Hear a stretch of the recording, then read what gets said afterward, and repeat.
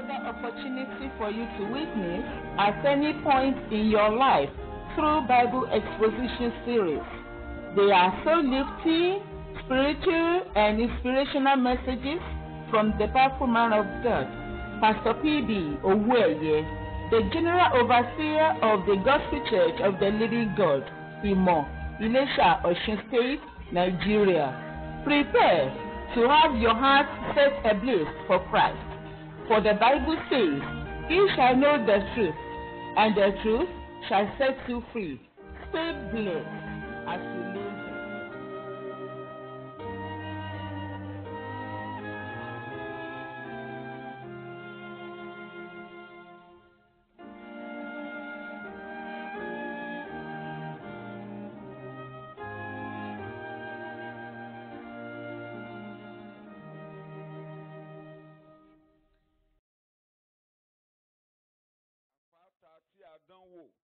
A tested rock. Pàtàkì igunlé. The chief cornerstone. Iwájú yín la péjọ sí látijọ́ mẹ́rin. We've been gathering before you for the past 4 days. Ẹ̀yin ló ń gbé wa ró. You uphold us. Ohun tí a jẹ́ lónìí agbára yín la fi jẹ́ bẹ́ẹ̀. What we are today is by your power.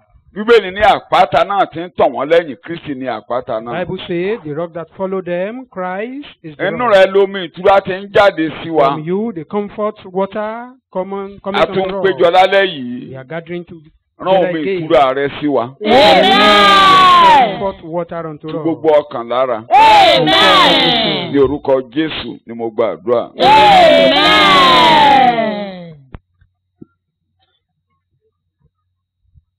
Apá kẹrin, àkòrí tí Olúwa gbé kawájú wa fún ọjọ́ márùn-ún yìí. We are on part 4 of the general topic given to us by God. Eléyìí tí mo ní kí a wo, eléyìí tí ẹ bá fẹ́ fi jọ́sìn nínú mẹ́tẹ̀ẹ̀ta, tí ẹ máa tẹnu mọ́. Whichever one you want to use to worship God, Wàá that máa you'll be tẹnu mọ́ emphasizing lójoojúmọ́ on. títí ọdún yẹn á fi parí. You continue emphasizing on it till the end of this year. Ó tó gẹ́. Enough. Tí mo ló ṣe, ó tó Enough. gẹ́. Enough is enough.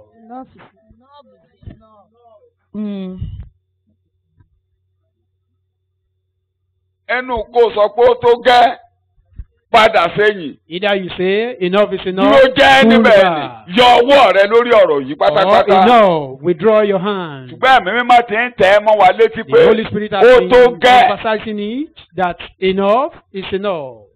Ìwọ ìnira, ó tó gẹ́. Affliction, enough is Ìwọ enough. wàhálà, ó tó gẹ́. You problem, enough is enough.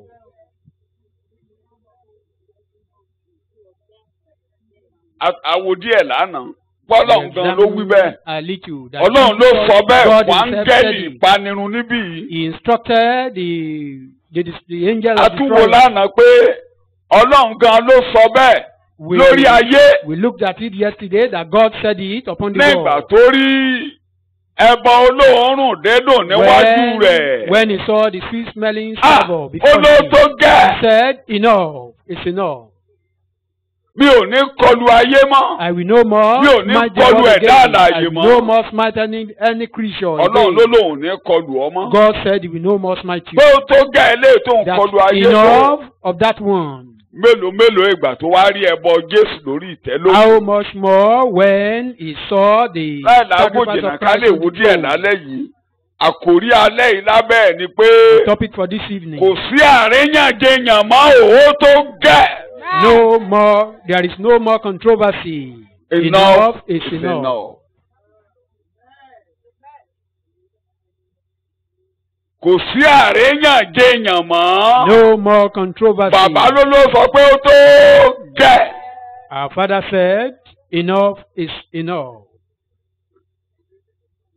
Ibi tí a ti mú ẹ̀kọ́ alẹ́ yìí, ibi tí a ń kà òun náà ní àkókò Our lọ́ọ̀bù usual text, Sámúẹ́lì kejì, 2 Samuel orí ìkẹrìnléníogún, chapter 24, ẹsẹ̀ kẹwàá sí ìkẹrìnlá. Verse 10 to 14. Ibẹ̀ láti máa rí àríyànjiyàn tó wà lórí ọ̀rọ̀ Dáfídì. There we will see the controversy on the issue of Ibẹ̀ láti David. mú àkòrí pé kò sáríyànjiyàn mọ́ o. There Bíbélì the sọ̀rọ̀. text was taken. ẹ̀rí ọkàn sì bẹ̀rẹ̀ sí da Dáfídì láàmú. Ẹ̀rí ọkàn ń dá yes máa fojú gbogbo David was ẹgbẹ́. conscience stricken. Yes.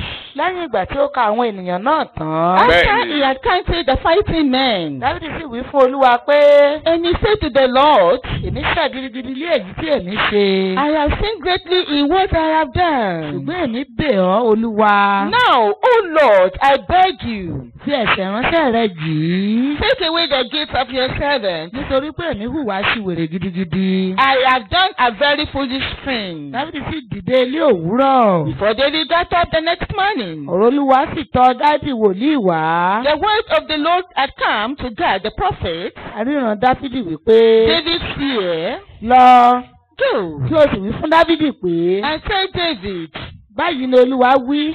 this is what the Lord says. Èmi fi nǹkan mẹ́ta lọ̀ ọ́. I am giving you 3 options. Yan ọ̀kan nínú wọn. Choose one of them Èmi ò ṣe é sí ọ. for me to carry out against you. Gádì sì tọ̀ Dáfídì wá. So God went to David Ó sì bi léèrè pé and said to him, kí ìyàn ọdún méje kí ó tọ̀ wá ní ilẹ̀ rẹ bí. shall there Fetí come upon sí o, you 3 èèyàn ọdún mélòó?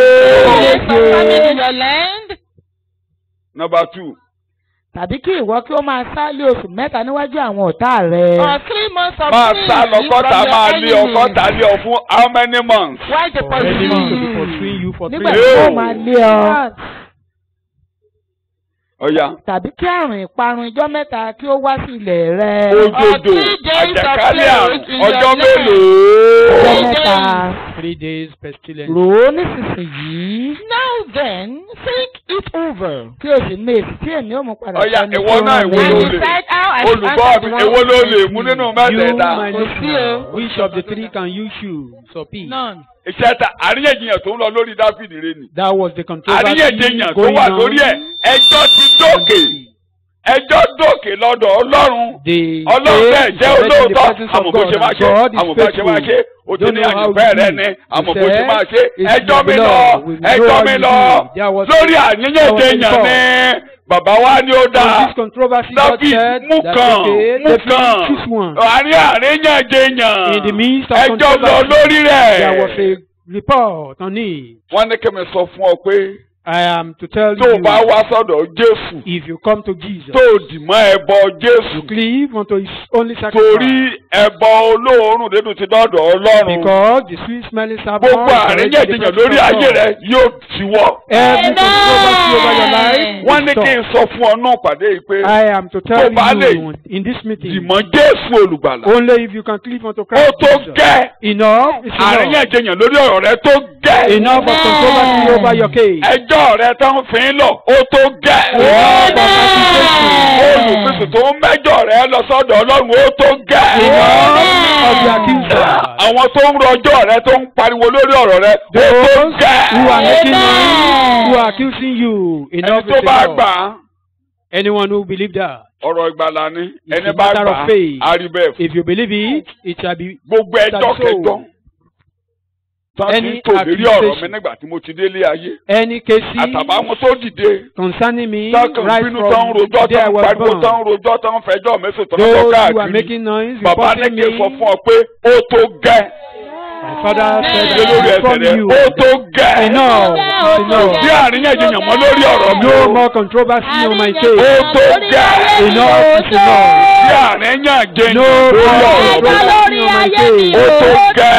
Enough is enough. Ó tó gẹ́. Enough is Ó tó enough. gẹ́. Enough is Ó tó enough. gẹ́. Enough is enough. Gbogbo ẹjọ́ tó ń lọ lórí mi ó mà tó gẹ́ Every o. accusation Bàbá ló concerning ní ó me, tó gẹ́. my father said, enough is enough. Jókòó. Jésù Olúwa wa. Ìwọ náà ni mo bèrè lọ́wọ́ rẹ. Mú kan nínú mẹ́ta ni. Choose any of those 3 things. Èwo ló fẹ́ mú? Which one do you want to choose? Àríyànjiyàn ló ń jẹ́ bẹ́ẹ̀. That is controversy for you. Èèyàn ọdún méje 7 years famine. kó o sá níwájú ọ̀tá. For you to be running Kọ́ta before máa lé ọ enemies lóṣù mẹ́ta. for 3 months. Àjàkálẹ̀ àrùn ọlọ́jọ́ mẹ́ta gbáko. Pestilence for just 3 days. ẹjọ́ tó ń lọ nìyẹn. That is the controversy. Wọ́n gbé David lérí àtẹ́. Presented over the Wọ́n gbé lérí counter. àtẹ́ ó de He was dúnadúrà. presented over the counter. There was a merchandise over him. Wọ́n ní kí n sọ bẹ́ẹ̀ fún ọ pé I'm to tell you, tó ẹbọ ló gbà. it was Ẹbọ sacrifice ló that gbà delivered tí ò him. bá ṣẹbọ ò lè If not bọ́. for sacrifice, Ẹjọ́ ń lọ lórí ọ̀rọ̀ rẹ. there was controversy Pé over wọ́n your ló máa faith. yà sí mú kan. Ṣé o fẹ́ bímọ ni? You want to have Nínú kó o child? bímọ Or yẹn kẹ́sì kú ẹ̀. it's either you have a Mú kan. child and die. Pick one. Nínú kó o kọ́lé. Or you Kan build kó kú a ẹ lọ́bẹ̀. house. Ọ̀ya mú. Or to take your corpse there. Nínú kó o ṣègbéyàwó. Or for you Kó to má marry. ṣojú ìyá ẹ̀. Ọ̀ya mú kan. Nínú kó ọmọ yẹn gbéyàwó. Kó má ṣojú ẹ̀. Ọ̀ya mú kan. Or for you not to witness your child marry. Ẹjọ́ ń lọ lórí rẹ̀. There is controversy over you. Ìpàdé ń lọ lórí ṣiríṣiríṣiríṣiríṣi. Pé ìkànnì o gbọ́dọ̀ mú kan. That Ó dà you mú must kan choose mú one. kan mú You just kan. have to choose one. Díjú ẹ̀ mo ní kó o tún sọ Close pé your lórúkọ eyes. Jésù Repeat it again in the lẹ́ẹ̀mẹ́ta. name of Orúkọ Jesus. Jésù. Ní orúkọ Kò Jésù. sí àárín yẹn Orúkọ ṣèyàn. Jésù. Kò sí Ó tó gẹ́. Enough. Ó tó Enough. gẹ́.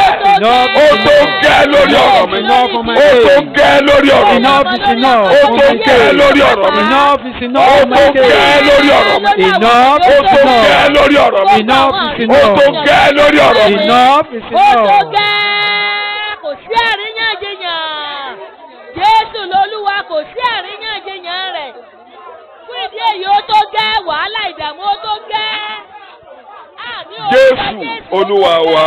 In our Lord we pray. Wọ́n rán mi sí ọ ni o, tó bá wù I ẹ́ gbà. was sent to you.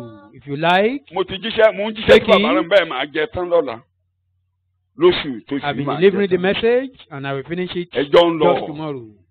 There are controversies. Ó fẹ́ bímọ kó pọ̀ rẹpẹtẹ, á fún ọlọ́mọ tó pọ̀ rẹpẹtẹ. You want to have many mú kan. children, Nínú kó but bímọ choose wàhálà. one. It's either you have a child of trouble Nínú kó máa gbọ́ hospital.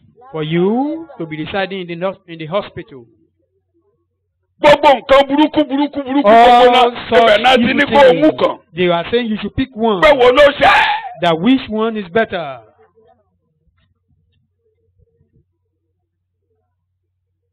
Ìwọ ló máa sọ pé You are the one that bàbá will ló sọ profess pé that ó tó the gẹ́. said Àbí bàbá ò tí ì is sọ̀rọ̀? enough. Ó sọ bẹ́ẹ̀. Bàbá ló ní ó tó My gẹ́. father said enough. It's enough. Ẹ mọ̀ pé Ọlọ́run kàn rán bàbá Dáfídì lọ́wọ́. You know, it's God that helped King Amú David. kàn bẹ́ẹ̀ o. Eventually, Àbó they mọ̀. picked one. Or don't you know? Ó mọ̀. Tó bá ti ka bẹ́ẹ̀lì dáadáa. If you read Wọ́n your mú Bible, àjàkálẹ̀ àrùn ọlọ́jọ́ mẹ́ta. was taken. Omi jà For lọ. 3 days. Wọ́n ní ó ń jà títí As di it àkókò was tí a continued. dá. It continued Àbó ka bẹ́ẹ̀lì ẹ̀. until the due Wọ́n mú time. kan fún un. Eventually, they picked Wọ́n one yàn for kan fún un. him. One was chosen for him. Olúwa sì rán àrùn ìparun sí Ísírẹ́lì So láti the òwúrọ̀ Lord títí sent- di àkókò tí a dá. Fún So ní the Lord títí di sent the àṣálẹ́ o. pestilence upon Títí di Israel. àkókò tí a ṣe gẹ́nẹ́. Not Yeah. until Yeah. Even to the the appointed time. appointed time. Wọ́n yàn kan fún un. One was chosen for him. Kí bàbá tó dìde lórí ìtẹ́ kó tó gẹ́. Until God rose up on the Okay. throne. That's enough. Kó tó gẹ́. That is Kó enough. tó gẹ́ náà That mú jọ. is enough. I'm appeased.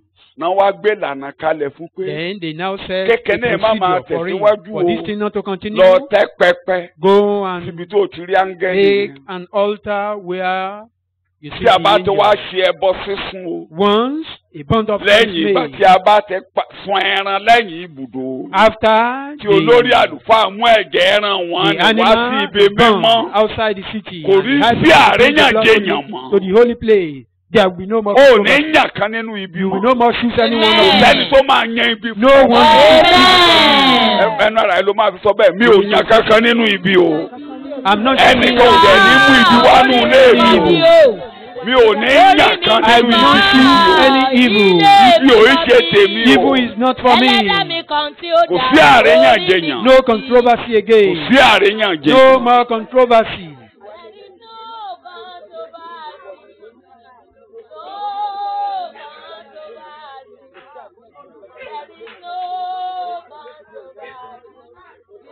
Ní orúkọ Jésù ni mo gbàdúrà. In Jesus' name we pray. Ibi tí mo máa dorí ẹ̀kọ́ ìkọ̀kọ́ lè yé wa where dáadáa I lálẹ́ will yìí. direct the teaching for Ìdí this. wo ni òfin ní sí àríyànjiyàn? Why would there be no controversy? Gbólóhùn kan ni mo máa ṣàlàyé délẹ̀ ibi tó bá lè ṣe dé àmà lọ lé. Just a language I will explain. Ohun tó máa ń mú àríyànjiyàn dúró lórí èèyàn méjì. Those things that normally bring Tí a bá ti controversy búra, between two people. When there Ìbúra is máa an ń oath, parí ìyàn jíjà. an oath will settle that Ìbúra máa ń controversy. parí ẹjọ́. An oath will settle Mo jù ọ́ dispute. lọ, màá ṣe fún ọ. Better than you, I will deal with you. Ó dà mi ò ní ṣe báyìí. All right, I will not Ó do dà this. ò ní rí ibi mọ́. All right, we will Ah. no more see evil. Ò ní yàn kan nínú ibi yìí You will mọ́. not choose of any of these Àríyànjiyàn ò sí evil. ló sórí ọ̀dọ̀ rẹ No mọ́. more controversy over you. Ọlọ́run wá ìbúra la fi ń parí rẹ̀. An oath will settle that. Nígbà tí Ọlọ́run pe Abraham, When God called Abraham, àríyànjiyàn wà lórí ọ̀rọ̀ there rẹ̀. was controversy on his Ẹjọ́ case. lọ. There was controversy. Ọlọ́run ní God Abraham, said, Abraham, mo fẹ́ fi òpin sí ẹjọ́ I lórí want to ọ̀rọ̀ put rẹ̀. an end to controversy on your Mi ò case. fẹ́ kájọ́ lọ lórí ọ̀rọ̀ rẹ̀ I mọ́. don't want any controversy to Èmi continue. ló pinnu pé màá jẹ́ ká yé ẹ̀ dáa. I've determined that I will, Mo dẹ̀ make it ti well pinnu with you. kó o lè mọ̀ pé and I've determined ẹjọ́ for mi you tó to bá know jáde lórí ìbúra yìí, that any òfò ló other máa mú. controversy after this oath Ọlọ́run wá will fi not be ìbúra síbẹ̀. succeeded. And Hébérù orí God kẹfà, now support it with an oath. ẹsẹ̀ kẹtàlá. Hebrews chapter 3 verse Ọlọ́run 13. fi ìbúra sí pé mi ni mo wí bẹ́ẹ̀. God support it with an oath that I said Orí it. ẹsẹ̀ kẹtàlá, orí kẹfà. nítorí nígbà tí Ọlọ́run ṣe ìlérí fún Ó Abraham ṣe ìlérí fún Abraham. bí kò ti rí ẹni tí ó pọ̀ ju òun láti fi búra Ó kò rí ẹni tó pọ̀ ju òun láti fi búra. ó fi ara rẹ̀ búra wípé Yes. nítòótọ́ ní bíbùkún ẹ̀ ní ó bùkún fún Ó ọ. fi ara rẹ̀ búra wípé ní tòótọ́ pèmí mo ní mo máa bùkún ọ. I Màá dẹ̀ said, rí pé mo I bùkún will ọ. bless you and I will For make sure I when bless God you. made his promise to Abraham, Máa gbọ́ o. he swore by himself, since he had no one greater by whom to swear, saying, blessing I certainly will bless you, and multiplying I will multiply Èmi mo you. sọ bẹ́ẹ̀. Verse 16. Ẹjọ́ tó bá wá dìde lẹ́yìn rẹ̀, òfò ló mú 16. nítorí ènìyàn a máa fi ẹni tí ó pọ̀ jù wọ́n búra Bẹ́ẹ̀ni. Many do swear by a greater than themselves. ìbúra náà a sì fi òpin sí gbogbo ìjiyàn wọn And fún with ìfẹsẹ̀múlẹ̀ ọ̀rọ̀ Ìbúra ń fi òpin sí gbogbo kíni o, èèyàn Ìjiyàn jíjà. wọn. Oath will put And an with end them, to any in all these controversy truths, the or oath argument. taken for confirmation is final, ending strife. Tí a bá ti fìbúra sí. Once the Final oath is ni. there, that is final. Ibi tí mo lọ ayé ọ lálẹ́ yìí o. Where I'm going, you will understand. Kó o lè mọ̀ pé tí mo bá sọ pé kò sàríyàn yẹn, orí ìbúra ni ò sí sàríyàn jiyàn. When I Tọ́lọ́run ò bá say búra, that controversy, àwọn tó fẹ́ kó o yan bí wọ́n á dédé gbẹ̀bí dé. those, if there is no Ṣùgbọ́n oath, those who Ọlọ́run want ló to sọ defeat pé people will bring ó it. tó gẹ́. But God has said, Tani mo tó wí enough bẹ́ẹ̀? is enough. Ọlọ́run. Ee, Ọlọ́run. ìnira yìí tó gẹ́. Máa wí Enough of bẹ́ẹ̀. this affliction. Ìnira yìí tó gẹ́. Ee, Ìnira yìí Enough. tó gẹ́. wàhálà yìí tó gẹ́. Wàhálà yìí Enough tó of gẹ́. this Àṣedànù trouble. tó gẹ́. Enough of wastage. Àìsàn yìí tó gẹ́. Enough of sickness. Ẹ̀ṣẹ̀ tó ń bá mi jà yìí Enough tó of gẹ́. sin. Ìwà àgbèrè yìí tó gẹ́. Enough of this foolishness. Ògógóró yìí tó gẹ́. Enough of this Ó tó wickedness. gẹ́. Enough. Ó bá yé mi jẹ́ débi ó tó gẹ́. Ruin my life up to this moment. Gbogbo ohun tó wù kó ní alára bó ṣe wà ẹ máa sọ pé Whatever Olúwa might ló be tó oppressing gẹ́. you, tell him, Olúwa ló tó tell him gẹ́. that enough is enough. Jésù Olúwa wa. Amen. Kó má bàa máa jẹyàn. For you Kí not to àwọn tó wá ń argue. pariwo For those kí wọ́n who máa are sọ pé making wọ́n á rọ́wọ́ mú. for them not Ọlọ́run to wá take fi themselves búra in. tí. God Bẹ́ẹ̀ now ló ń bẹ̀ put kọ́ lọ. Mi ò an tí oath ì with débẹ̀ o. it. Support it with an oath. Mọ̀ kó lè yí ọ láti Bíbélì. For you to understand from the Pé Bible. wọ́n ń yẹ ìbúra. You cannot break an oath. Ìbúra máa ń wà láàrin èèyàn méjì. There is always an oath between two people. Láti fi ìdí ọ̀rọ̀ múlẹ̀. To confirm a Lẹ́yìn situation ìbúra or yẹn, any word. ẹni bá rú ìbúra yẹn ó rọrùn. And after that oath, anyone that break that oath will be in trouble. Ẹni bá fọwọ́ lọ ìbúra yẹn lójú ó rọrùn. Anyone that play with that oath Ti Abraham put himself in láàrin. the trouble. We can see that of Abraham here. Dọ̀la Till dọ̀la tomorrow. títí dojú ọ̀la tó mú. Till tomorrow. Ibi tó bá ti rí irú ọmọ Abraham, Anywhere you see the seed of Abraham, wọ́n á máa mókè ṣáá ni. they always succeed. Dọ̀la. Ẹnìkan ní Britain, wọ́n ṣe election in jẹta. Britain, they hold an election yesterday. Pátì day méjìlá ló before wà ní yesterday. Britain. There ní are UK. two great parties in Britain. Leader opposition yẹn, The opposition leader, àwọn tó ń gbógun ti Júù Those who are waging war nínú against pátì ẹ̀ you in kò the ṣe party, kankan nípa rẹ̀. he did nothing about it. Ẹnu ẹ̀ kálẹ̀ ẹnu ẹ̀ kálẹ̀ He tó was jẹ́ so pé popular òun ní bá wọlé. that he would have won the Tí ẹ̀rẹ́ ni election. tó wọlé yìí The person that èèyàn kan yẹ̀bùyẹ̀bù. just ordinary person. Kí ni mo pè é? èèyàn Ordinary yẹ́bùyẹ̀bù person. ni. Kí ni mo pè é? èèyàn yẹ́bùyẹ̀bù. Mo máa ń wọ́ọ̀ṣì wọn ní parliament lẹ́ẹ̀kan. I do watch them in their parliament wọ́n fẹ́ once kò in a while. nínú Europe yìí. Most especially Mama when they Adibi want to máa jẹ́ break kí máa up from dùn. the European Union. Ó fojú Theresa May rí títí The Theresa May fi man resign. dealt with Theresa May till he Títí ó fi resign. resigned. Ṣùgbọ́n torí ó gbógun ti jù. But because he was waging war Ìkànnú against ẹ̀ṣẹ̀ ẹ̀ ni ẹ̀ṣẹ̀ tí ò ní dáríjì. that is one of his unforgiven sins. Kí ni mo pè é? tí ò ní dáríjì. Torí ó fojú tẹ ìbúra lọ́wọ́ ó fọwọ́ tẹ ìbúra. He stepped on an oath. Ẹni yẹ́bùyẹ̀bù ni ẹni yẹ́bùyẹ̀bù yẹ́ kẹ̀dédé dìde. That person just rose up. Ṣé ẹ rí wíwọlé tó wọlé? Immediately he was Margaret Thatcher clear the winner. òun ló wọlé bẹ́ẹ̀ rí ní Britain. It was Láti gba Margaret Margaret Thatcher Thatcher kò sí irú ẹ̀ mọ́. that ever won such election in Great Britain. Labour kò fẹ́ẹ̀lì bí eléyìí. Labour Party had 1935 never ni wọ́n failed ti like fẹ́ẹ̀lì this. bí ẹ̀yẹn rí. They failed like Pátì that ẹni yẹn since pátì ẹni tí mo ló 1935. gbógun ti Ísírẹ́lì yẹn. That is the party of that man. 1935 ni wọ́n ti kùnà bí eléyìí last.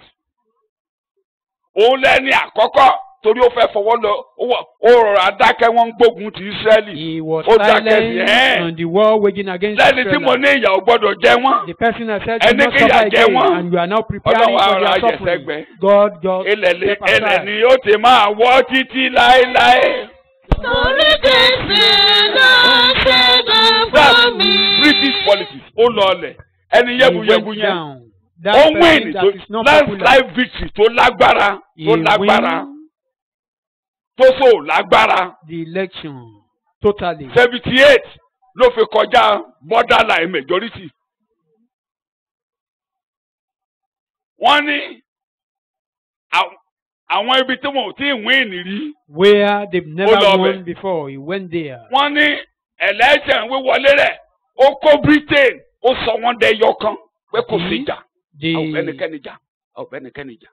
Ṣùgbọ́n man àwọn kan that dúpọ̀ won the pé election ká bá will Júù jà. unite Great Britain, that Bá there Júù is jà no kó rí ọ. controversy. Rojọ́ lórí Júù wà rọrùn. That is, make any Ẹni bá accusation rojọ́ lórí on ọ̀rọ̀ you. rẹ̀ àrọ̀. Anyone that makes accusation against Ìṣẹ́kù you alẹ́ will náà. be in trouble. Torí Ọlọ́run ló búra. Because God made an oath. Ó búra lórí Abraham. Made an oath on Abraham.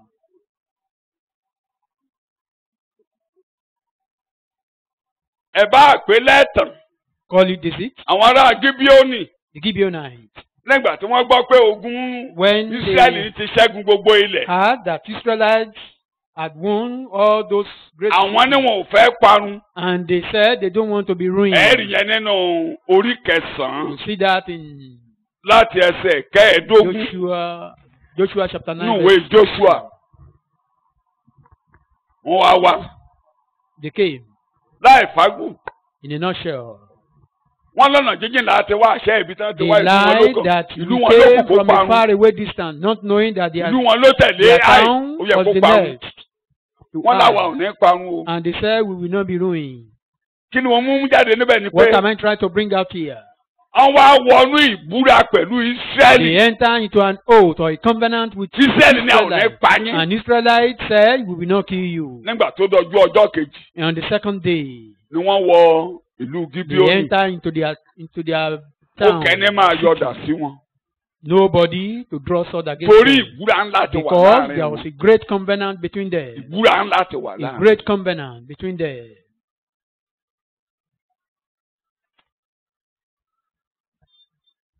Àwa fi Sọ́ọ̀lù jọba. Saul was Ẹ má now gbàgbé tẹ́ ẹ bá enthroned ka as Bíbélì king. dáadáa, ẹ jẹ́ kí n yàbàrà. Anytime you read Bible, Gíbíónì ò sọ ọmọ Ísírẹ́lì o. Gibeonite, they were not Israelites. Aṣẹ́gun ilẹ̀ wọn ni o. We conquer their land. Lórí ìṣẹ́gun ilẹ̀ wọn yẹn. Over the conquer of their Àwọn ọmọ land, Ísírẹ́lì tí wọ́n pín síbẹ̀. the Ẹ̀yà Israelites that were Benjamin given wà lára that àwọn tí land, wọ́n pín síbẹ̀. Benjamin tribe was part of them.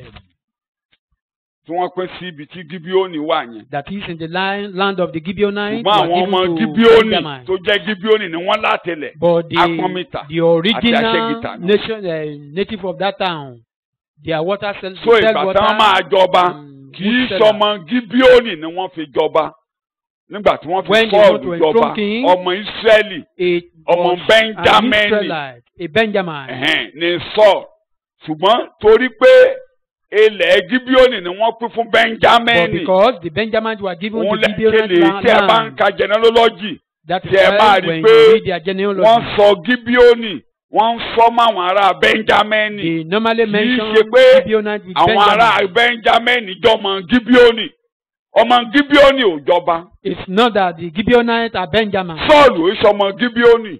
Saul was not a Gibeonite. Àtakò ara rẹ̀ tó bá jọmọ Gíbíónì nítorí ibi tí mo fẹ́ fi ṣàlàyé nìyí. If he contradict himself. Torí nínú ìtara rẹ̀ ó pa àwọn ará Gíbíónì. In his ó dá májẹ̀mú. In his zeal for God, he killed the Gibeonites and break the covenant. Lẹ́yìn ìgbà tí Sọ́ọ̀lù ti kó lórí àga. After his demise from the throne. Ọlọ́run wá torí ti pé ohun tí Sọ́ọ̀lù ṣe yìí. Because of what he did. Gbogbo Ísírẹ́lì pátá. All Israelites. Ọlọ́run fẹ́ èèyàn mú wọn. Ẹ̀ẹ́dì ní 2 Samuel 21. Ìyẹn já gbogbo ìlú. Brought famine unto the city. Ìnira bá gbogbo orílẹ̀-èdè. There was affliction. David wá bí Ọlọ́run. And David was now inquiring from God that what is the cause of this. Ọlọ́run wá dá lóhùn pé àwọn ará Gíbíónì tí Sọ́ọ̀lù pa. And God answered him that the Gibeonites slaughtered by Saul. So ẹ rí i pé Sọ́ọ̀lù ìṣọmọ Gíì. You discover Saul was not a Gibeonite. Ọmọ Benjamin. He's a Benjamin. Ìtara ló fi pa àwọn aráàlú bí tí wọ́n. He killed those people in his zeal for God. Bíi pé àwọn kan jẹ́rú wọ́n ń gbélé yìí. That just like some slave people. Ọba kan wá dórí àga ó láwọn ẹrú yẹn. And when the king was enthroned, he now killed those slaves. Ẹrú kọ́ ló jọba. Slave was not enthroned as king. Sọ́ọ̀lù iṣẹ́ ẹrú kì í Saul ṣọmọ was Gíbíónì. not a slave. Clear? He was not a Gibeonite. Tí ó yé wa dáadáa. Do we understand? So mo kàn fẹ́ tọ́bẹ̀ yẹn gún. Kí ni mò ń lọ? Only trying to ó dá májẹ̀mú. right the wrong there. Ọlọ́run wá ní kí láàṣì.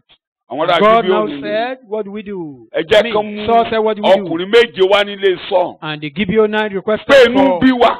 Inú bí 7 wa. men from the family of Inú Saul. wa ò lè rọ̀. We can't be Àti appeased téèyàn méje bá kú. until 7 people die. Torí wọ́n dá májẹ̀mú. Because they break the covenant. Ìgbà tán pa èèyàn méje yẹn. When 7 men Ìgbà were yẹn slaughtered from ní the ìtura family dé of Saul, then Ísírẹ́lì. there was a peace. Torí wọ́n dá májẹ̀mú. Because Wọ́n they ré break ìbúra. covenant. They break the Ṣé ẹ covenant. rí ìbúra tí Covenant Ọlọ́run bú on lórí earth. ayé wa? A covenant that God Ẹni made tó on bá our case. fọwọ́ lọ lójú, Anyone òun that kọ́ ló plays máa with gbà it, tán rẹ̀. he will never tell the story.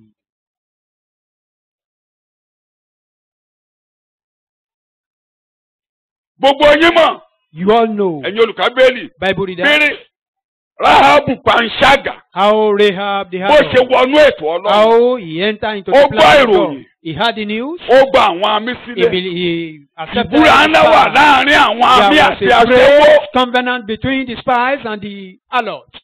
Ó gbé wọn jáde lójú wíńdò. He brought them out of the Àwọn yẹn ní window. ta aṣọ ìsójú And he wíńdò. said, use this Wọ́n wá búra pé tí a bá ti rí aṣọ red yìí. flag. And they make a note Ibi tá a that bá once ti you rí see aṣọ that yìí, red ibi flag, ò ní bánú ilé evil yẹn. will never fall. Tí a bá ti rí aṣọ Now, pupa yìí, we ibi have ò ní seen this bánú red ilé yẹn. flag.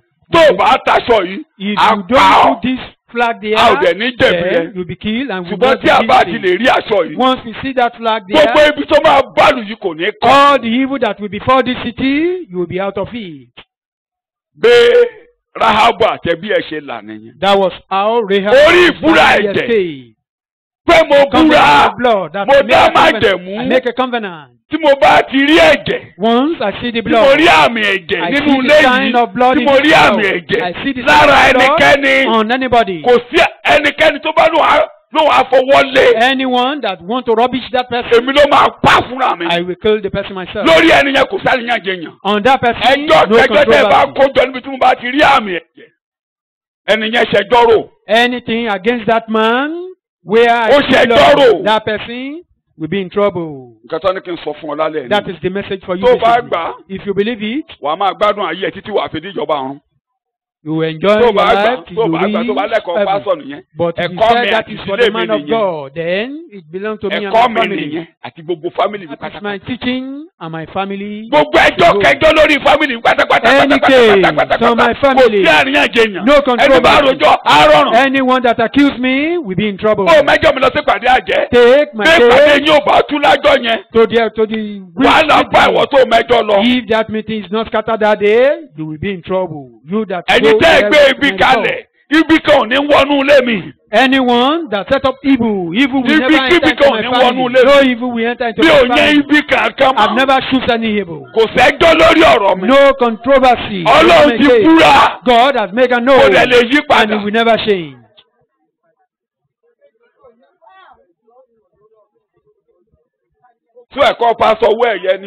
It's my teaching. If you believe it will work for you as well. Rahab the harlot because of the sign of covenant, the sign of an oath was in his house, the sign of an oath was in his house. God honored that oath. What am I saying? The little point I want to drop home. Don't forget. God said, enough is enough. All controversy over my case, enough is enough. All controversy, enough. Hebrews chapter 6. An oath made with Christ Jesus. God made an oath. Ó fi ẹ̀jẹ̀ Jésù búra, ó fi ikú Jésù búra, ó fi ọ̀rọ̀ Jésù ṣe ìbúra. Kódà ó fi dá Mátíù lọ sí Hébérù orí kẹfà jẹ́ kí mo ní pẹlẹbẹ. Isaiah chapter 43 ẹsẹ̀ kẹfà. Isaiah 43 verse 6. Kéèyàn kúkú tí mo sọ lè yé ọ. For a better understanding of what I'm saying. No, 43 verse 6 Isaiah. Èmi ò wí fún àríwá pé dàsílẹ̀. Kì í ṣe bẹ́ẹ̀. I will say. Mo ṣì yàn 42 ni kó lọ wò. Má bínú. Èmi Olúwa ni ó ti pè ọ́ nínú òdodo. Ohun tẹ̀wé mi ni ìka tó tẹ̀wé lé. Èmi ó sì di ọwọ́ rẹ mú. Jésù olùgbàlà. Ìránṣẹ́ ńlá. Èmi ó sì pa ọ́ mọ́. Èmi ó sì fi ọ́ ṣe májẹ̀mú àwọn ènìyàn. Ẹgbẹ́ èdè yẹn. Màá fi ọ́ ṣe májẹ̀mú àwọn tani o. Àwọn ènìyàn. Àlẹ́ àwọn kèfèrí. The Lord has called you for a righteous purpose and in righteousness. I will save you by the end and will keep you. I will give you for a covenant to the people, for a light to the nations. Májẹ̀mú àwọn ènìyàn. Ìmọ́lẹ̀ àwọn kèfèrí. Ìmọ́lẹ̀ àwọn atani o. Àwọn kèfèrí. Òun lọ́lọ́run fi ṣe ìbúra àwa ènìyàn. Májẹ̀mú àwa ènìyàn. Was the covenant for us people. Hébérù orí kẹfà báyìí. Hebrews chapter 6. Ẹ wá bẹ̀rẹ̀ ní ẹsẹ̀ kẹtàdínlógún. Verse 17. Nínú èyí tí bí Ọlọ́run ti ń fẹ́ gidigidi. Bẹ́ẹ̀ni. Láti fẹ́ lè yípadà ìmọ̀ rẹ̀ hàn fún àwọn agbègbè ìlérí. Ọlọ́run ń fẹ́ ẹ máa fòyìnbó gbé mi lẹ́sẹ̀. According also. Yes. In his desire to show more convincingly and beyond doubt.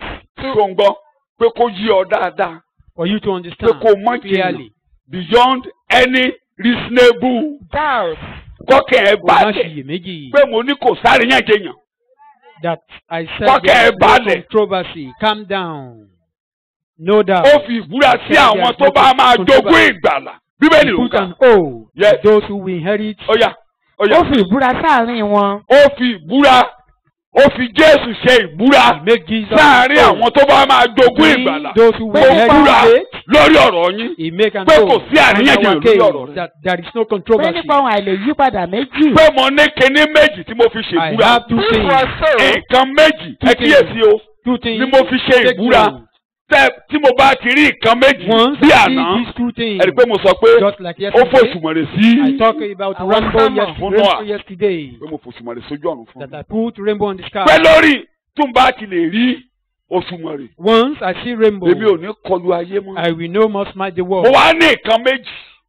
tí mo fi búra that I make an gbogbo ẹni tó bá rí ìgbà all those who are saved ajogún ìgbàlà ajogún kí ni mo pè é ajogún ìgbàlà ajogún kí ni mo pè é ajogún ìgbàlà Ọlọ́run wá fi ìbúra sí àárín God now wọn put a note in between. ìbúra ń bà ó wà láàárín àwa àti Ọlọ́run báyìí. Between So, you and ẹ̀kọ́ God, mi ni between us and ẹ̀kọ́ God, mi ni is my teaching. ẹ̀kọ́ mi ni That is my sermon. mo dẹ̀ gbé ní Bíbélì ni. And I took it from So the Bible. ẹjọ́ kẹjọ́ tó bá lórí lọ́rọ̀ mi Any case concerning ẹni yẹn á you, jẹ̀bi. that person will be guilty. ẹni bá fẹ́ ná orí ara ẹ̀ láfi bí. Anyone that Wòlíì kindles the Àìsáyà tó fẹsẹ̀ fire rẹ̀ múlẹ̀. will bear it on his kò own. fún ìjà kan No weapon tí a ṣe sí mi fashioned against tí me yóò lè that will work. gbogbo ahọ́n Any tó tongue bá dìde sí mi nínú rise ẹjọ́ against me tó bá dìde sí mi nínú In judgment. ẹjọ́ kí la ṣe máa ṣe wọ́n. Àdá wọn lẹ́bi. ó ní àwọn wọ̀nyí these people òdodo wọn their olóde wá righteousness Jésù ní òdodo wa Jesus lọ́jọ́ náà la máa sọ pé Olúwa Òdodo wa. Olúwa Òdodo wa. gbogbo àwọn tí Olúwa bá jẹ́ òdodo all wọn those yẹn whom kò sí God ẹjọ́ lórí is ọ̀rọ̀ wọn. no controversy on their case. kò sí ẹjọ́ lórí ọ̀rọ̀ No wọn. controversy on their case. gbogbo ẹjọ́ tó bá dìde lórí yín Any pátápátá controversy wọ́n á rise jẹ̀bi up lórí against ọ̀rọ̀ you, yín. they will condemn for your Amen. case. tó bá kẹ́jọ́ tí ò á jẹ̀bi lórí ọ̀rọ̀ The rẹ̀. way go Amen. against you or they rise tó up bá against dìde you, sí ọ pé they ètò will Ọlọ́run ò ní condemn. ṣe mọ́ ọ lára If á they jẹ̀bi rise up lórí against ọ̀rọ̀ you that the rẹ̀. plan of God is Amen. not over you, tó bá ní àkọọ́lẹ̀ Ọlọ́run ò ní ṣe lórí ọ̀rọ̀ rẹ̀ á that the plan jẹ̀bi of lórí God is ọ̀rọ̀ not rẹ̀. over you, they will be condemned.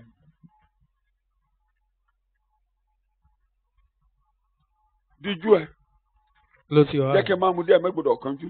Let me take little by little. kò sọ Take ìjà it kan little by little. No weapon. máa wí bẹ́ẹ̀ tí a ṣe sí mi. Tí a ṣe sí mi. kò sọ against ìjà me. kan Kò No sí weapon. ìjà kan. tí a ṣe sí mi. Tí a ṣe sí Fashion mi. tí yóò lè ṣe nǹkan. Tí yóò lè ṣe gbogbo nǹkan. ahọ́n tó bá dìde sí mi ní Every ìdájọ́ tongue Gbogbo tó bá that ti rise up Olúwa against dá me, yín God lẹ́bi. will Olúwa judge dá wọn them. lẹ́bi. gbogbo ẹ̀ tó kẹ́jọ́ tì mí Olúwa dá yín lẹ́bi. Olúwa dá wọn lẹ́bi. gbogbo ọ̀fà tẹ́ńtà Olúwa dá yín God lẹ́bi. condemn you. torí Jésù ní òdodo mi. Because Jésù ní òdodo mi. Jesus is Olúwa ní òdodo mi. Lord is my a ó righteousness. dá yín lẹ́bi pátápátá. bí ẹ dìde lórí ọ̀rọ̀ mi. All those who Bí are ẹni kò rising ní up ṣe é ṣe against fún me, mi. that are saying it will bẹ́ẹ̀ni not mi be ò well. ní gbéyàwó. bẹ́ẹ̀ni mi ò ní bímọ láyé. Saying I will not have bẹ́ẹ̀ni ṣe ni mo máa ráre lórí ilẹ̀. That's why I be tó máa fa crying. ẹ̀san ló gbà. I be using my time with kò sickness. sí ọ̀fà tí ẹ ta tó máa ṣe ìlú. No arrow shoe. ọ̀fà yóò ní wọlé. Your arrow will not àṣẹ ìdàrú ni ẹ ṣe lórí You ọ̀rọ̀ are mi. wasting your time on my gbogbo ibi case. tí ẹ ti ń ṣèpàdé. All your ẹ meeting jẹ̀bi places, lórí ọ̀rọ̀ mi. you will be condemned. gbogbo iná on my tẹ̀ ẹ́ dà ò case. ní jó. All your fire will gbogbo never ẹjọ́ tẹ̀ ẹ́ burn. kójọ á dasán lórí ọ̀rọ̀ mi. All your meetings Torí Jésù ni on my òdodo. case. Because Olúwa Jesus is my righteousness. òdodo wa. The Lord our righteousness. Olúwa ni òdodo mi. ní orúkọ Jésù ni mo gbàdúrà. Name we pray. ó fi ìbúra sáàárín wọn. He put a note in between. pé Bíbélì ló ń kà ọ̀yá ọ̀yá. This Pé was nípa àwọn so. àlè yípadà méjì. This was so that by two unchangeable things, tú unchangeable things, His promise and His oath. máa gbọ́. nǹkan méjì Two things. tí ò lè yí padà. Immutable things. mo ní Two nǹkan méjì immutable tó jẹ́ things. pé kì í yẹ. I have kò two lè things kó that can kò lè never kó be wájú mi. They can kò lè never yí be my padà. blessing. They nǹkan remain- méjì yìí dúró They pa. remain in ó my dúró pa. blessing. They are Bíbélì lẹ́ ń there. kà. Nínú èyí tí kò lè ṣeé ṣe fún Ọlọ́run láti ṣètò. tí mo bá In ti rí which it is impossible for lẹ́nu God ẹlẹ́rìí méjì With two witnesses tàbí ní kẹta or three. kí là á ṣe sí òdìdí òtítọ́. The truth will mo be ní ẹ̀rí confirmed. méjì I have two tí mo fi ìbúra tì. supported with an oath. ẹ̀rí méjì. Two witnesses. mi ò lè yẹ̀ lórí ohun méjì. I can't change. bí ẹjọ́ tán bá rò lórí ọ̀rọ̀ rẹ mo ló tó Any gẹ́fẹ̀. case, Amen. any case presented Mo on ló the tó face kẹ́. said, Amen. o ò ní yan ibi. you will not Amen. choose evil. ẹnìkan ò ní mú ibi wá bá ọ. Nobody Amen. choose evil on your behalf. Ọlọ́run ni wọn ò ní tì í mọ́ ó lóun ní kọlù ọmọ. God said, Amen. no Olùkọ́ sẹ́ni must tó máa smite tì í you. kọlù ọmọ. Nobody will push him lórí against you lórí again. májẹ̀mú ni. That is upon So ẹni bá wá ti ara rẹ̀ kó n fẹ́ wá mú bí wá bá anyone that push himself that he want to lórí ọ̀rọ̀ rẹ̀. On our case. Ṣé Bíbélì ń yé mi? Ó yá jẹ́ ká máa kà. Pé nípa ohun àìlèyípadà méjì. This was so that by two unchangeable things, his promise and his oath. Nínú èyí tí kò lè ṣeé ṣe fún Ọlọ́run láti ṣèkó. And his oath. Ìlérí rẹ̀ àti ìbúra rẹ̀. Ìlérí rẹ̀ àti ìbúra rẹ̀. Ẹ fagesi yẹ o. Ìlérí Ọlọ́run àti kí ni o ìbúra rẹ̀. In which it is impossible for God ever ó wá ṣòro fún Ọlọ́run kó yẹ ìlérí. Ó wá ṣòro ṣe fún Ọlọ́run kó yẹ ìbúra. Kí àwa tó ti sá sábẹ́ ààbò lè ní ìṣírí tí ó dájú. We who have fled to him for refuge might have an oath appointed for us. Kí ọkàn yín balẹ̀. Kí ló máa mọ́kàn yín balẹ̀? For you to be comforted or calm down. Láti fi ìrètí tí a gbé kalẹ̀ níwájú wa mú. A gbé kinní kan kalẹ̀ síwájú wa ìrètí. Something and set before you. The hope appointed for us and set before us. Ìrètí yẹn wá kọjá aṣọ ìkélé. Hope is beyond the veil. Ó wá lọ sẹ́yìn níwájú Olúwa. In the presence of God. Aṣáájú wa wá lọ sí àbí.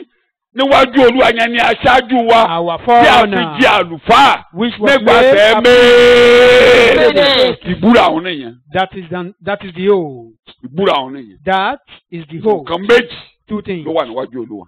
Are in the presence of God. Ìkíní. Number one. Ẹ̀jẹ̀ májẹ̀mú. The blood of covenant. Kí ni mo pè? The blood of the covenant. Tó o bá gbàgbọ́ gbogbo má gbàgbé o. If you forget all things, don't forget that one. Ẹ̀jẹ̀ májẹ̀mú.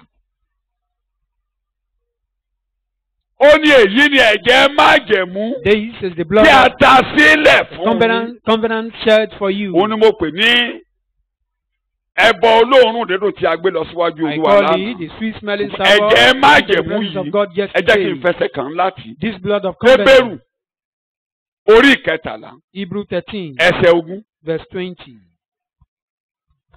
A kó nǹkan méjèèjì tó fẹ́ kọ́kọ́. Ìjọ Ọlọ́run àlàáfíà. Bẹ́ẹ̀ni. Ẹni tó tún mú olùṣọ́ àgùntàn ńlá ti àwọn àgùntàn. Jẹ́ ká kàn ní Amplify Bible. Now may the God of peace. Ọlọ́run tó ṣètò àlàáfíà. Who is the author and the giver of peace? Òun ló ní àlàáfíà lọ́wọ́. Òun ló fúnni nékéne. Àlàáfíà. Orísun àlàáfíà. Is the source of peace. Òun ló tó ń pín àlàáfíà. Distribute peace. Ọlọ́run. God. Orísun àlàáfíà. The source of peace. Tó máa ń fúnni nékéne o. Peace as well. Really lẹ́ǹkà. Yes. Who brought again from among the dead our Lord Jesus? Láàárín àwọn òkú. Lọ́run àpáàdì ló ti gbé Jésù dìde. That great shepherd of the sheep. Ẹni ní olùṣọ́ àgùntàn ńlá ti àwọn àgùntàn. By the blood that sealed, ratified the everlasting agreement, covenant. Nípa ẹ̀jẹ̀ tí a fi ṣèdìdí, tí a fi búra, tí a fi ṣe àkọọ́lẹ̀. Ètò ayérayé ratified mark here. Sealed ratified. A fi ṣe èdìdí rẹ̀. Ó kẹ́ni máa tú eléyìí. Nobody. Eléyìí tí ọ̀tá dì. To lose it. A tú. The one that enemy binds. Gbé ilé ìtọ́lúwa dì. Kò sẹ́ni tó lè. God has sealed. No one can lose it. Ẹ̀jẹ̀ la fi di májẹ̀mú eléyìí. This covenant was sealed with the blood. No, the blood of God. Tàbí ọmọ màálù. For that of cow.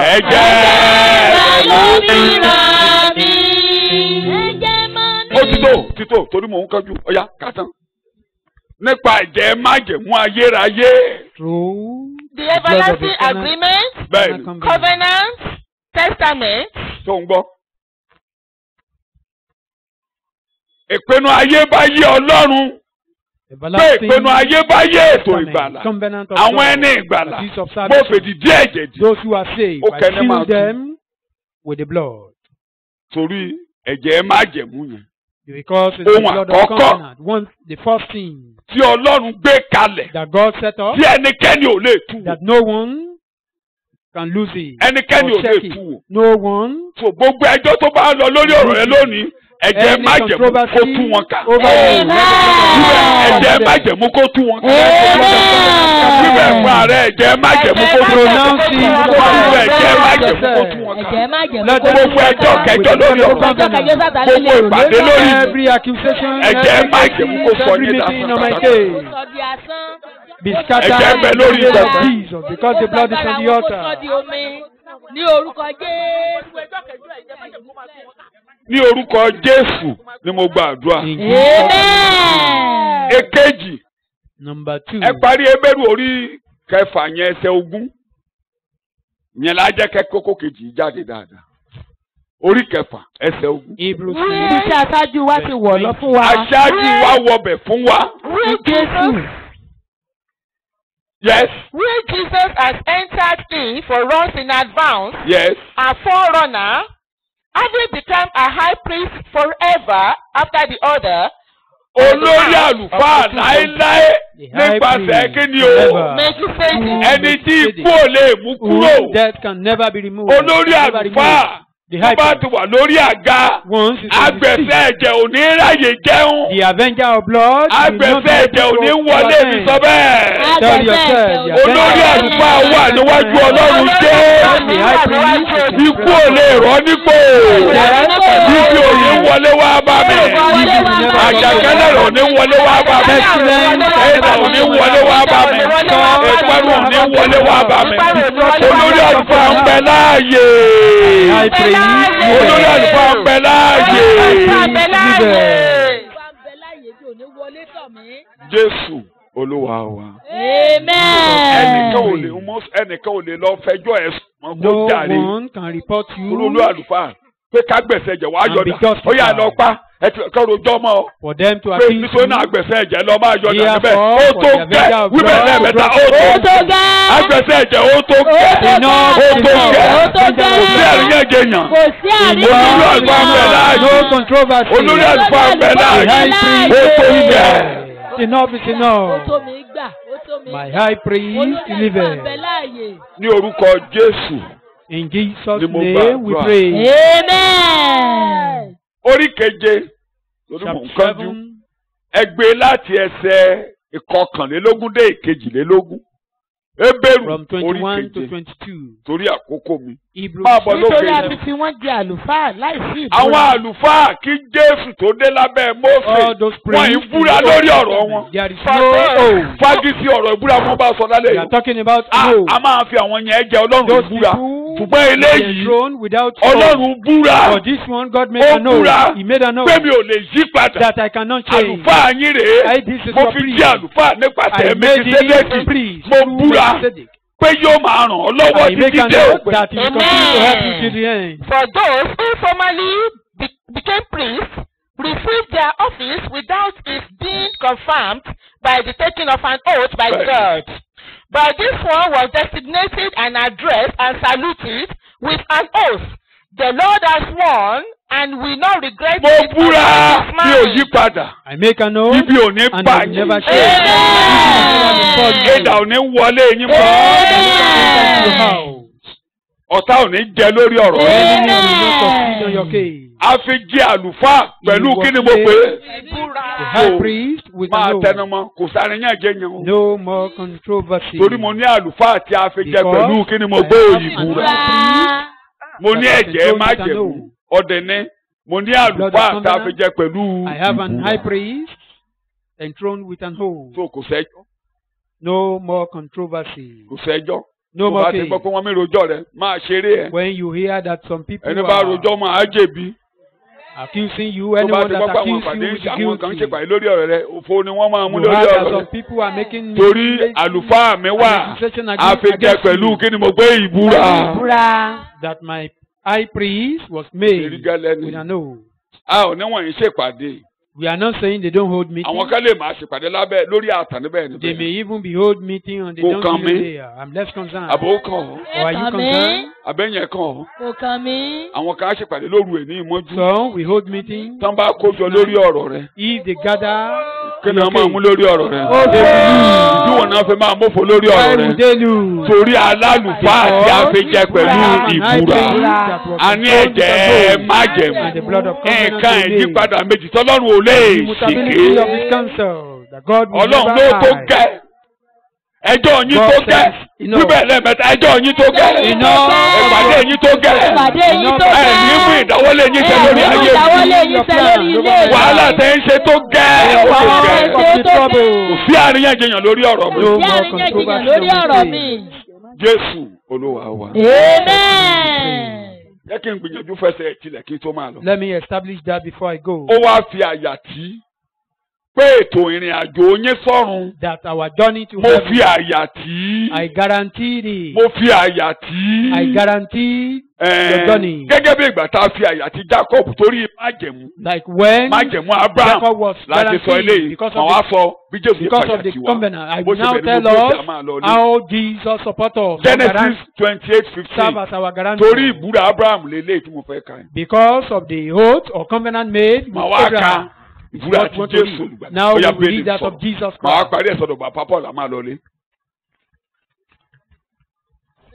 Genesis chapter 28:15. Èmi wá pẹ̀lú rẹ. Jacob nìyẹn. That is Jacob. Èmi ó sì pa ọ́ mọ́ níbi gbogbo tí ìwọ ń lọ. Èmi ó sì tún mú ọ bọ̀ wá sí ilẹ̀ yìí. Genesis 28:15. Nítorí èmi kì yóò kọ̀ ọ́ sílẹ̀. Títí èmi ó sì ṣe èyí tí mo wí fún ọ tán. Kẹ́ni má ní jókòó ti nígbà tó débẹ̀. Sórí mú lórí ìjókòó Jacob. Àwọn tó ní kò ní bímọ, ṣó bímọ àbí kò bímọ.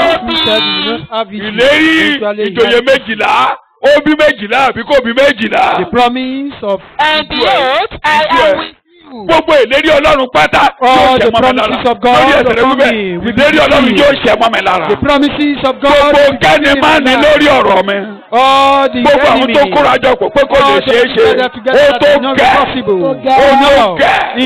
Ó tó gẹ́. Ó tó gẹ́.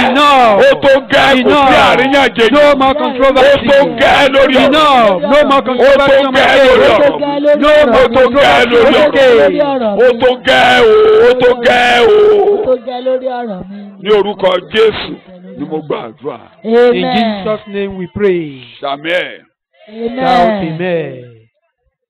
Jésù wá sọ eléyìí. Jesus now said this. Jòhánù orí 10. John chapter 10. Ẹbẹ̀ ní 27. From verse 27. Mbàkàdé 30 ṣùgbọ́n àyè ògbà mi. I would have read it up to verse 30 but because of our time. Kẹ́ parí èdè bàbá Paul kà máa relé.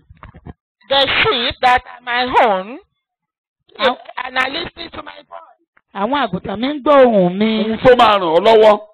What we have. Ẹ̀kọ́ alẹ́ ò ní pé tí mi ò bá ka bí. If I didn't read this place, mo ti ń ké láti jẹ. The sermon will not be completed. Tó o bá jágùntàn Jésù. If you are a sheep, ẹ̀kọ́ ayé ọ. You will understand. Wàá wá máa tẹ̀lé Jésù. Then you will follow Christ. Wàá máa tẹ̀lé ẹ̀kọ́ yìí. You will follow this sermon. Wàá wá gbàrí bọ mi. Then you will be baptized. Wàá máa tẹ̀lé wa bí a bá ti mú ìrere Jésù lọ. Following us anywhere we preach the gospel. Àwọn tí májẹ̀mú wà lórí wọn nìyẹn. Those are the people àwọn tó lóun búra lórí ọ̀rọ̀ wọn nìyẹn. Upon them. Wọ́n ń tọ̀ mí lẹ́yìn. They follow me. Àwọn àgùntàn mi ń gbọ́ ohùn mi. The sheep that are my own. Wàá gbọ́ ẹ̀kọ́. Wàá gbọ́ ẹ̀kọ́. You will hear. Ẹ̀kọ́ ayé ẹ wàá gbọ́. You will understand. Tó o bá ti gbọ́ iṣẹ́ àgùntàn. You don't hear, you are not a sheep. Ẹ̀kọ́ ò lè májẹ̀mú òsì lórí ẹnìyẹn. Èmi sì mọ̀ wọ́n. And I know them. Wọ́n á sì máa tọ̀ mí lẹ́yìn. And they follow me. Kí ló wàá máa ṣe o? They will follow me. Kí ni a máa ṣe o? Wọ́n á máa tọ̀ mí. Mo bá ti jágùntàn.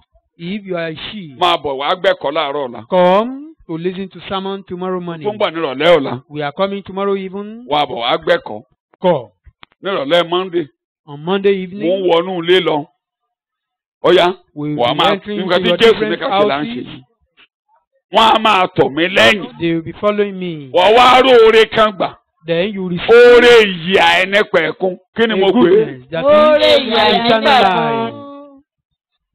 Yẹn pé lùkúlùkù ò lè dá ọ pa. It means no a ò lè dá ẹ̀mí rẹ nígbòdì. Your life cannot stop short. Bí o bá sùn, ṣe ló máa jí ẹni bá sùn ló ń jí. If you sleep, you will wake. It's only those who sleep that can wake up. Èmi sì fún wọn ní ìyà ìnípẹ̀kun. And I give them eternal life. Wọn kì yóò sì ṣègbé lọ. O lè parun. And they shall never lose it or perish throughout the ages. mi ò ní kábẹ̀ yín lónìí. O lè parun. You can never be O destroyed. lè nù. You can't lose. Kò tẹ́ tán. Kò sí ẹni tí ó lè já wọn kúrò ní ọwọ́ mi. And no one is able to snatch them out of my Kì í hand. ṣe ikú. Kì í ṣe àrùn. Not even death. Kì í ṣe àwọn ẹ̀mí èṣù ló máa já ọgbà. Or evil spirit will snatch you out of God's hand. Ó ti tó. Ìyẹn mo sọ pé ó tó gẹ́. Ó tó gẹ́. That is why I said, Àjàkálẹ̀ àrùn ó tó gẹ́. pestilence, Àṣeyàn ó tó gẹ́. failure. Torí àti ìgbà lórí ọ̀rọ̀. Because there is an oath on my case. Ẹni tó kù tá a máa da ẹjọ́ wọn dànù. The person that will Timothy be scattering orí their ìkẹrin cases. ẹsẹ̀ kẹtàlélógún ká máa lọ ní. 2 Timothy chapter 2, Ká máa lọ ní. chapter 4. Orí ìkẹrin. Chapter 4. 2 Timothy chapter Bí àtètè 4. kọjá ẹjọ́ mi, Verse kò sẹ́ni tó bá mi 17. gba ẹjọ́ rò. Wọ́n gbé bàbá èrè kóòtù. 17. Ó lóun ní lọ́ọ̀yà. This man was taking Ẹsẹ̀ ni máa tó to a ẹjọ́ court. ògún lọ́dọ̀ He adájọ́. said no Ṣùgbọ́n gbogbo one ènìyàn ni ó to kọ̀ mí plead his sílẹ̀. cause. Gbogbo ayé gbogbo yọwọ́. They all O lè withdrew. má ra láàrin. You may not O ní see wàhálà. your Kò people. sẹ́ni tó lè ràn ọ́ lọ́wọ́. You have Kò sẹ́ni tó máa dá sí trouble, ọ̀rọ̀ nobody to rẹ. help you. Bí Paul Àpọ́stélì. Like Paul the apostle. Irú àkókò yẹn. In such a time, Ìbúra wa ṣiṣẹ́. the Ṣùgbọ́n Olúwa oath gba will ẹjọ́ work mi for rò. you. Olúwa da ẹjọ́ kẹjọ dànù. Gbogbo God ẹjọ́ kẹjọ lórí ọ̀rọ̀ rẹ. Olúwa yóò dá dànù. Any accusation against you. Gbogbo ẹjọ́ tó bá ń lọ lórí ọ̀rọ̀ rẹ. Any accusation. Lórúkọ on your case. Jésù, Olúwa á dànù. God will scatter them. Olúwa gbẹ́jọ́ mi rò wí bẹ́ẹ̀ lẹ́ẹ̀mẹ́ta. Olúwa gbẹ́jọ́ mi rò. My God. Olúwa gbẹ́jọ́ mi rò. Olúwa gbẹ́jọ́ mi rò. Lórí ẹsẹ̀ rẹ báyìí. On your feet. Ó tó gẹ́. Ó tó gẹ́. Kò sí àríyànjiyàn lórí ọ̀rọ̀ No mi. controversy No on more my case. controversy. Torí ẹ̀jẹ̀ ń bẹ lórí pẹpẹ. Because there is blood on the altar. A ti fi Jésù jẹ àlùfáà pẹ̀lú Jesus ìbúra. had been enthroned. Kò sí àríyànjiyàn lórí ọ̀rọ̀ mi. It's a no.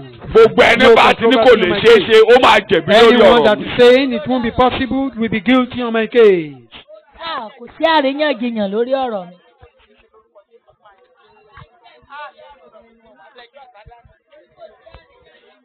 Ní orúkọ Jésù ni mo gba àdúrà. In Jesus' name, our Lord. Atúndúpẹ́ ò bàbá. We thank you once again, O God. Àbọ̀rẹ́ o Jésù Òjíṣẹ́ tó ràn wá o. Àbọ̀rẹ́ o Jésù. Òjíṣẹ́ tó ràn wá o. Àbọ̀rẹ́ o Jésù. Bó ṣe ní ká wí la wí bàbá. You commanded A ò us. kọjá àlá wa. We didn't go Torí to ẹ̀jẹ̀ the májẹ̀mú ń bẹ lórí pẹpẹ. because the blood of the Ẹbọ covenant olóòórùn is dúdú ti dọ́dọ̀ rẹ. sweet smelling savour is before A you. ti sun àsun ẹbọ náà lẹ́yìn The sacrifice ibùdó. was burned A outside fi the ọjì gate. àlùfáà pẹ̀lú You were ìbúra. enthroned and Ó had tó priests with gẹ́. oath. Enough. Ó tó gẹ́. Ìdájọ́ ò ní bá a yẹn mọ́. Ó tó gẹ́. Enough. Ibi ò ní bá a yẹn. Enough before you. Ẹjọ́ kẹjọ lórí ọ̀rọ̀ yín. Any Ó tó accusation gẹ́. Enough. Ògo ni fún orúkọ Ọlọ́run. Hallelujah. Ìlérí wà lórí ayé yín. There is a promise. Ọmọ ìlérí ni yín. We are children of Ìlérí ni promises. àṣẹ. We are Ó ní promises ọmọ to come to ìlérí pass. ni àwa gẹ́gẹ́ bí Children of Ìsáàkì. promise, like an Isaac, like Isaac. Ẹni bá ti ní Ìsáàkì ò ní ga, òun ni ò ní ga. Anyone that is saying Isaac will not succeed will not Ọmọ succeed. ìlérí ni wá gẹ́gẹ́ bí Ìsáàkì. We are promised child like Gbogbo Isaac. ètò Ọlọ́run ayébáyé yóò All ṣe the máa yẹn promise lára. of God of eternal. Ẹni bá ti ní kò ní ṣe é ṣe ó bọ́ lọ́run Anyone jà. that is saying it won't Ó be dojú ìjà kọ possible àgbélébù. is waging war Ó against dojú God ìjà kọ and ẹ̀jẹ̀ even waging war májèmú. against the cross. Ó dojú ìjà kọ lórí àlùfáà Waging war àtàwọn against pẹ̀lú our ìbúra. high priest that was enthroned Ó dojú ìjà and kọ. holy.